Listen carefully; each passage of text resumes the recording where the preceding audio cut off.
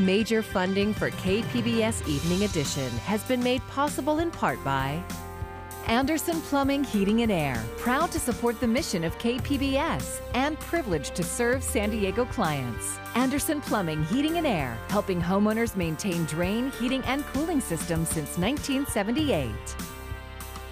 And by the Conrad Prebys Foundation, Darlene Marcos Shiley, and by the following.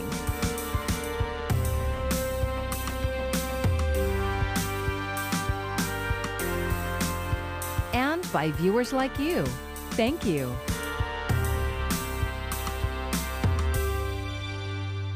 Good evening. It's Monday, November 1st. Thank you for joining us. I'm Maya Trabulsi. Building trust and earning it too. A new effort is being made tonight by city leaders and law enforcement to reach out to the community and build better relationships. KPBS Metro reporter Andrew Bowen with how they plan to do it.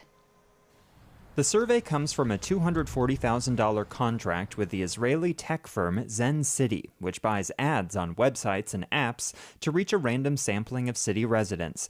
Questions include what a person's top safety concerns are and whether they think police in their neighborhood treat people with respect. Police Chief David Nislight says the results will help inform police policies. We will also, within probably 60 days-ish roughly, we'll be working with Zen City to create public dashboards to share these results once the data has been gathered. When Chief Nislight is willing to come out and say that racial profiling exists, then maybe we can have a conversation. Khalid Alexander is president of the nonprofit Pillars of the Community. He says he doesn't think the survey will result in any meaningful change and that the questions are superficial.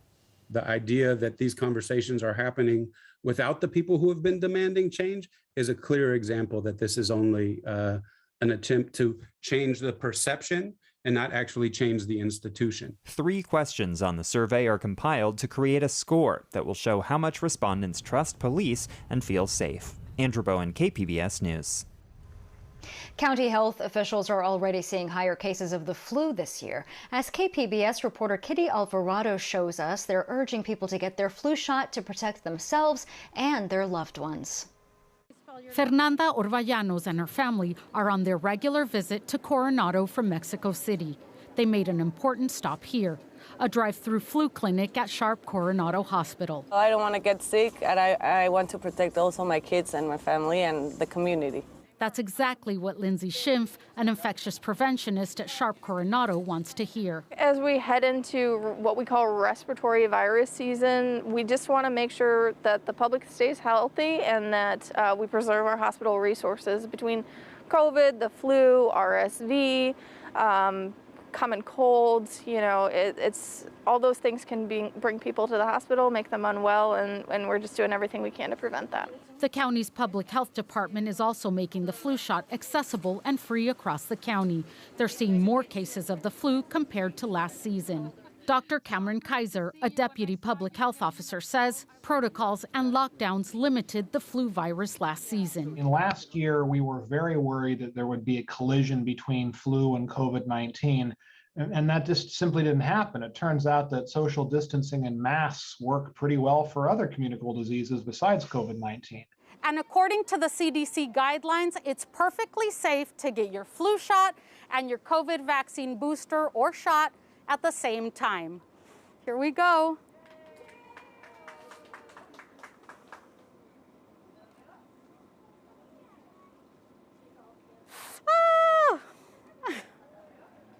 Is that it? That's it. In Coronado, Kitty Alvarado, KPBS News.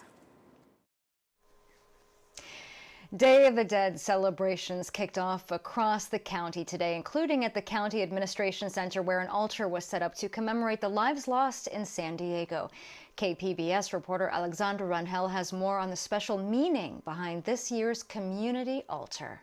Some of the stories that we hear are of, son and mother who have passed away of COVID. Nearly 100 photos were submitted by community members who lost a loved one during the pandemic. Their photos now grace the 2nd annual COVID-19 Altar de los Muertos, presented by county and community leaders. Community Engagement Director Paola Martinez Montes received this year's submissions. Last year, we represented all lives lost to COVID-19. So we had 900 represented last year. This year, we're at 4,200, 4,213 to be exact. 4,200 candles were lit and placed on the altar to represent each life that was lost. Chair Nathan Fletcher says he's been touched by the countless stories he's heard of people who have died. And so this is taking what is a culturally significant holiday in the Latino and Mexican culture for centuries, and using it to give the families who lost someone a place to celebrate their lives, to commemorate everything that they lived for. As Montes helped put the altar together, she honored her grandmother, Maria Fregoso, whose picture adorns the altar. She died from COVID last year. Although a devastating loss for her family, Montes knows her grandmother is somewhere rejoicing on this day. Earlier this morning, we were playing music as we were setting up. And so, I hope that as she comes, she hears that. I remember her at one of her birthday parties singing with the family. So I'm sure she's gonna enjoy coming and enjoying that piece of it. So. A special ceremony will be held in front of the altar on Tuesday, November 2nd at 6:30 p.m. to honor each life lost. Alexandra Rangel, KPBS News. The global death toll from COVID-19 hit a new milestone, surpassing 5 million lives lost. San Diego County reported today that another 14 people died from the virus. There are also 455 new cases. On a positive note, over 90% of residents 12 and older have received at least one shot of a coronavirus vaccine. Over 81% are fully vaccinated. Companies with 100 or more employees will be more compelled to comply with requiring them to be vaccinated or tested weekly for COVID-19. A review was completed by the Office of Management and Budget. They will be publishing a review of the emergency rule in the Federal Register within a few days. The new standards are being defined as minimum, and that means companies can opt to only vaccinate and not offer testing as an alternative. If employers fail to comply, they could face a $14,000 fine per violation. This week, kids 5 to 11 could be eligible to roll up their sleeves for a COVID-19 vaccine as the authorization process for Pfizer's vaccine for that age group rolls right along. Britt Conway has more from doctors who break down some concerns. Virus versus vaccine. You're going to do great. And go. And the go-ahead for Pfizer's COVID-19 vaccine for kids 5 to 11 could happen this week. Recommendation of emergency use authorization from the FDA's vaccine advisors. Check. Official EUA from the FDA. Check. The CDC's vaccine advisors are set to vote tomorrow, and then the CDC director is expected to officially recommend it. So kids 5 to 11 could be getting their shots as soon as Wednesday. This is awesome. There are no serious side effects given this lower dose of the vaccine to this lower group of kids, and it still protects kids from getting the infection. But only about a quarter of parents say they'll get their kids vaccinated right away. 2/3 say they're worried it could affect their child's future fertility. There's nothing in the data to suggest that. And there's nothing in the data to suggest that that happens with adults either. There's also no biologically plausible mechanism through which that would occur. Between the virus and the vaccine, doctors say the greatest risk is COVID-19. COVID has bad complications with children. Doesn't have it with all children, but has many. And it also has the complications in this young group of having long-term issues, whether it's having symptoms that last longer than 2 months, which is the long COVID that people talk about, or developing a very serious life-threatening condition called multi-system inflammatory syndrome in children. And if I have a choice, I'd rather use this super safe vaccine to get them back into school and back to their normal life. I'm Britt Conway reporting. Many parents have questions as they decide whether to vaccinate their children against COVID. Coming up on Evening Edition, why the doses are categorized by a child's age rather than their weight. Islamophobia continues to threaten the security and mental health of Muslim students across the state. The California chapter of the Council on American Islamic Relations, known as CARE, has released its latest report that documents cases of bullying and discrimination against Muslim students in California. Here's KPBS education reporter MG Perez. The PBS NewsHour introduced us to Hafsa Abdi, a high school student in Minnesota. Though born in the U.S., she was bullied because of her Somali and Muslim heritage. She says classmates were relentless. So they'd be like, oh, well, why are you making the bathroom dirty? You stinky Somalian, or you terrorist, or stuff like that, or go back to where you came from. Islamophobia continues to confront students across the country. In California, there's a new report that shows it's especially prevalent. The Council on American Islamic Relations, also called CARE, just released results of a survey conducted with more than 700 11 to 18-year-old Muslim students across the state. The survey found more than 47% of them reported being bullied by classmates for being Muslim. 55.7% felt unsafe in their schools, and about a third of them report having their traditional hijab head garment offensively touched. The kids are being surveyed are right here that go to school with your children and my children. Tazeen Nizam is Associate Executive Director of CARE San Diego, which participated in the survey. She says responsibility rests with parents and other adults who model behavior. If a child shows up to school and is eating a falafel instead of a PB&J sandwich, that acceptability starts there. If a child shows up and their mother wears a hijab and drops them off, that acceptance of parents being different, looking different, also starts at a very young age. Here's a response from a 12-year-old San Diego student that was included in the survey. Quote, some people had told me that Donald Trump is going to kick you out of the United States and send you back to where you came from, end quote. Another student from Fremont in the Bay Area said, quote, my science teacher told me that my type likes flying planes into buildings, end quote. A lot of people feel like someone who looks like me can't be an American because of my skin color or the hijab that I'm wearing, and that makes me not an American. Hafsa and so many others are determined to shatter those stereotypes. MG Perez, KPBS News. Climate change is in the spotlight today. More than 120 world leaders are in Glasgow, Scotland, setting the tone for 2 weeks of negotiations they hope will produce a global plan to address the climate crisis. Isabel Rosales reports on President Biden's new plan.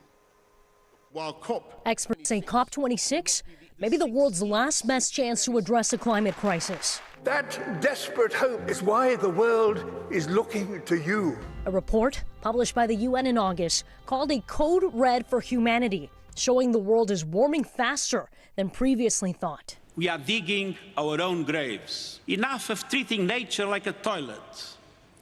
Enough of burning and drilling and mining our way deeper.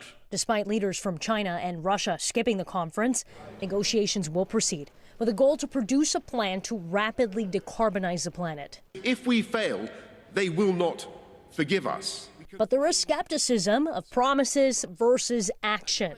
6 G20 countries, including the U.S., never met their targets to cut greenhouse emissions under the 2015 Paris Agreement. President Joe Biden vowing the U.S. will lead the world. Let this be the moment that we answer history's call. The White House set to launch a long-term climate strategy to get to net zero greenhouse gas emissions by 2050. As Biden touts climate change measures and his ambitious legislative agenda, currently inching forward on Capitol Hill. My administration is working overtime to show that our climate commitment is action, not words. In Washington, Isabel Rosales, KPBS News.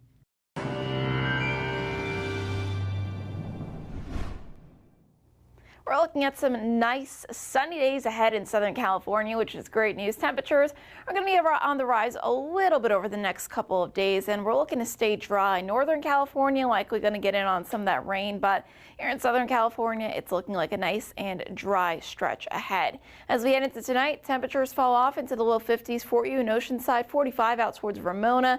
Borrego Springs falling off into the mid 50s for your overnight lows. Tuesday is a mainly dry day for most of us across the Rockies. 70s, may see a little bit of rain, but it's dry and comfortable across basically all of California. Temperatures for your Tuesday getting up into the low to mid 70s in Ramona, El Cajon getting up to 75, San Diego 70 degrees there for your daytime high tomorrow. And then Wednesday, things get a little bit dicier. We have this dip in the jet stream here across the western tier, and that's going to bring in our next storm system, late day rain arriving on Wednesday. But across Southern California, it should be another nice dry day for Wednesday. No complaints there. And again, temperatures look to warm up here over the next couple of days. Looking at your 5-day outlook for near the coast, we go from the upper 60s on Tuesday up into the low 70s. Wednesday, Thursday approaching the mid 70s as we head into next weekend.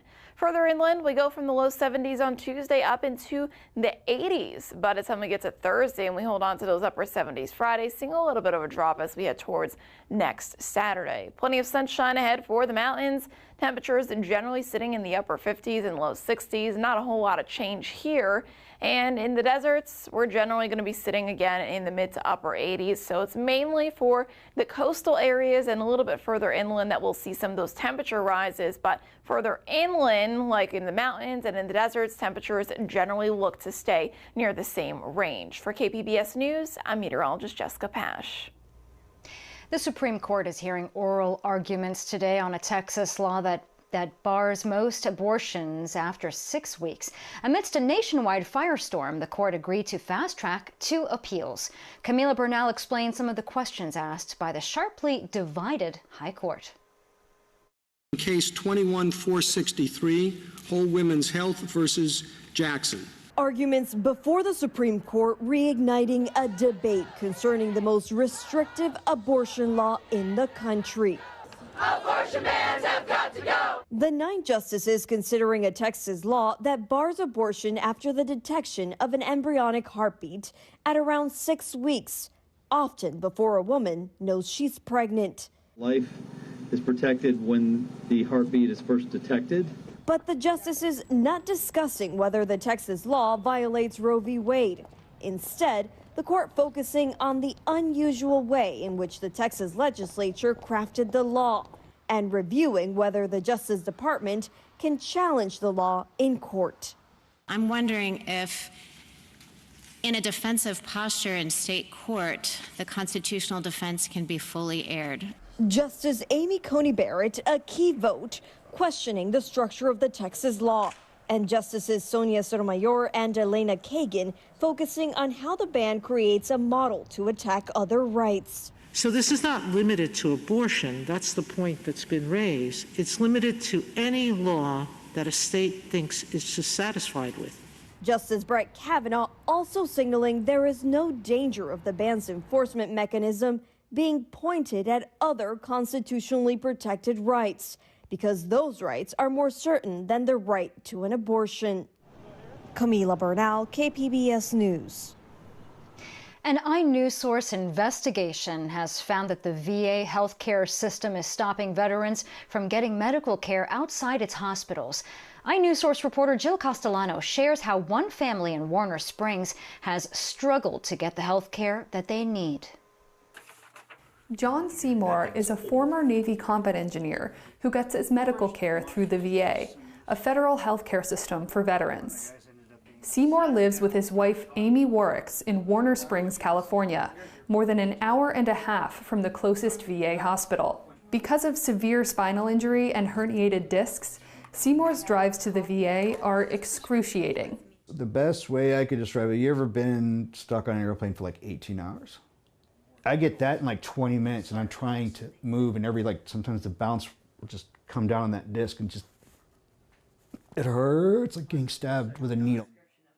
Under a 2018 landmark law known as the Mission Act, Seymour qualifies to get his medical care from private doctors closer to home. But getting the VA to sign off on those appointments can be a huge challenge. That's why Warricks, his full-time caregiver, ends up scheduling most of her husband's care at the VA anyway, but it can take months or even years to get those appointments. His lower back is deteriorating. We found out through the imaging, his primary has said he needs to be seen for this.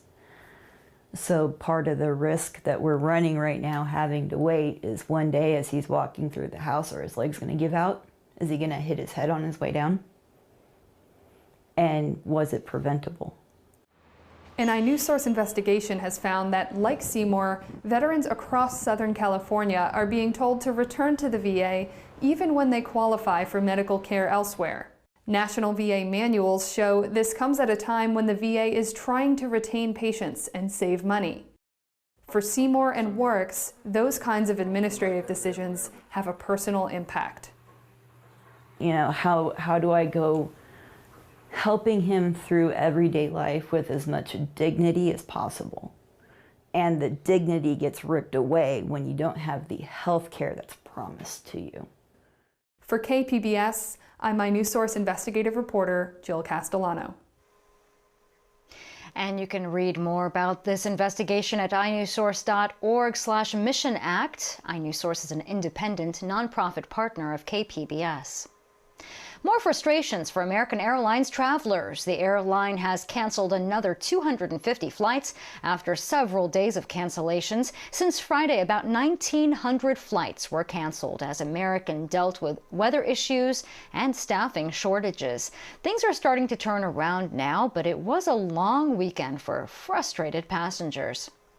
It's annoying because it wasn't just American, it was Southwest a couple weeks ago. So yeah, they're canceling up until we have to stay here, so it kind of leaves us stranded for a while. Incredibly frustrating. American's awful. Like, never flying them again. 3 weeks ago, Southwest Airlines canceled more than 2,000 flights over several days because of weather and air traffic control issues. Tomorrow, the CDC will decide whether to recommend Pfizer's COVID-19 vaccine for children ages 5 to 11. Some parents have had questions about why the dosing size for the vaccine is based on a child's age and not their weight. Mandy Gaither explains. If recommended by the CDC, Pfizer's COVID-19 vaccine would be the first cleared for use in children ages 5 to 11 in the U.S. The vaccine would be administered in 2 doses given 21 days apart, but each dose would just be a third of the size of the one given to people 12 and older. Vaccines are not administered based on weight like other therapeutics are. So why not? Public health physician Dr. Chris Purnell says the dosage size varies depending on the child's immune system. Vaccines really are based on the developmental stage or age of the immune system in a younger person. That's why you see the differences in the cutoffs at the ages. Trials have shown the 2 smaller doses of Pfizer's vaccine generated just as strong immune response in children as the larger doses given to people over 12. Purnell says parents of young children shouldn't worry about the size of the doses. So a parent who has an 11-year-old, regardless of size, your 11-year-old should receive the authorized dose for that stated age. Pfizer says there's also potential to lower the dose of its COVID-19 vaccine for children ages 12 to 15 in the future. But right now, the company says their key goal is to provide protection with a safe and effective vaccine. For Health Minute, I'm Mandy Gaither. Pfizer has packaged separate vials for the vaccine for kids 5 to 11, which have orange labels. Purple labels are being used for vaccines for those ages 12 and older. We're following the latest developments on the pandemic at kpbs.org. Click on the Tracking COVID-19 link under the News tab on our homepage, and you'll find all of our recent reports as well as resources like our vaccine tracker.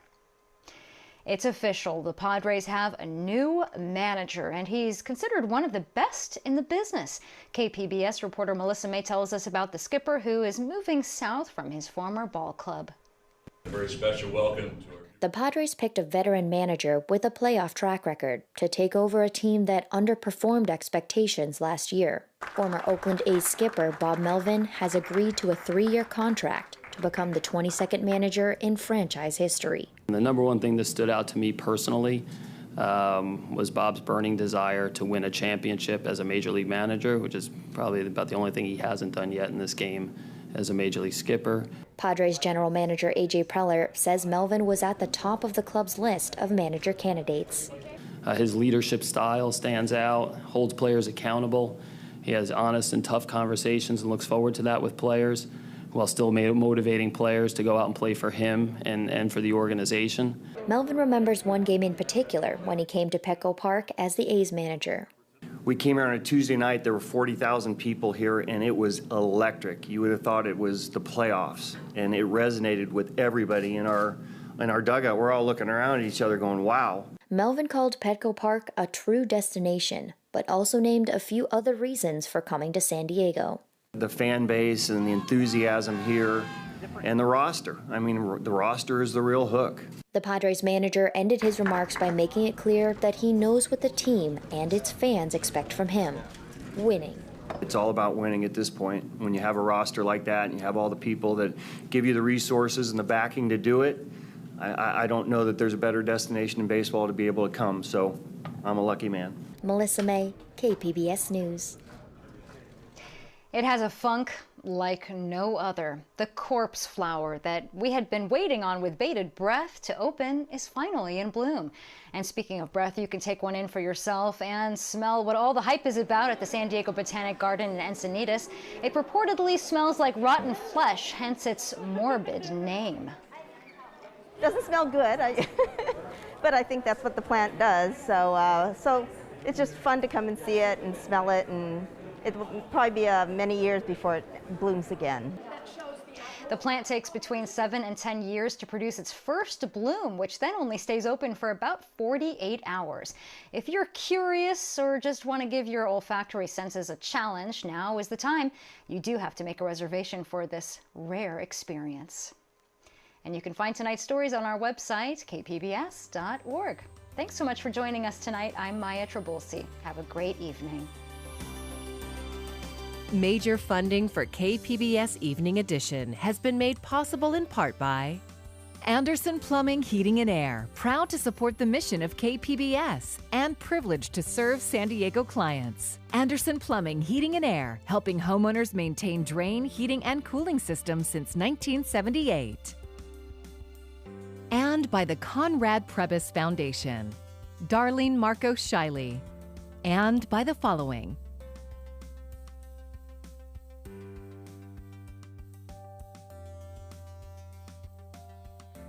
and by viewers like you.